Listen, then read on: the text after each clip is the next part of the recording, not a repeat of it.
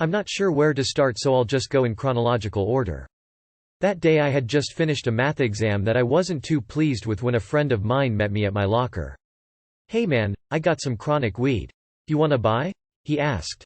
I guess it was a combination of frustration over my poor math performance and looking for a way to cut loose after exams, but I purchased some of this fine ganja. Previously I had smoked some mild weed without much effect and said to my friend, "I hope this is worth it." "Believe me man, don't smoke this alone," he warned.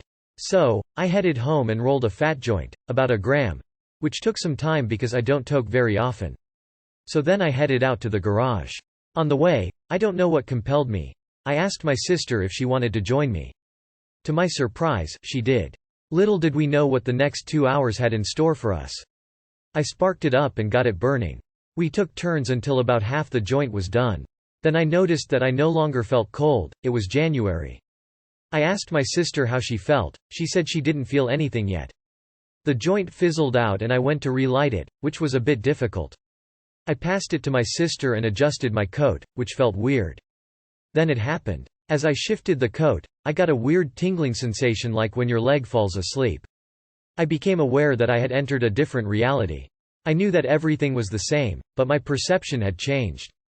I decided we should go inside. The trip to the door was both funny and frightening. We stumbled inside, my thoughts were all over the place.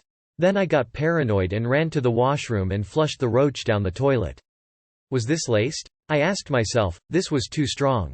Everything moved in flash frames, no longer continuous. I was a bit disoriented and so was my sister. We bumped into each other several times. We made our way to the kitchen and drank some water. Our mouths were bone dry. I could feel paranoia setting in, but I was determined not to have a bad trip, so I put my demented thoughts in the back of my mind. We decided to watch TV. I couldn't keep still. The numbing of my body drove me nuts. My thoughts went everywhere except the movie we were trying to watch. One moment seemed unconnected to the next. What was going on? I wandered around the house a bit while my sister sat stupefied in front of the TV. I tried to rest, but my heart was pounding and the shirt I was wearing made my skin tingle whenever I shifted position. My sister started to talk on the phone. Apparently our communication skills were fine because no one noticed we were different in any way. We both got a bit depressed and nauseated, but it passed eventually. I continued to wander around the house in a dream-like state, lost in my thoughts. By dinner we were fairly normal. 2 hours, what a trip it was. Time started moving at a normal pace, instead of slow-mo like before. I think it must have been a strong indica because it didn't make us giddy but almost comatose.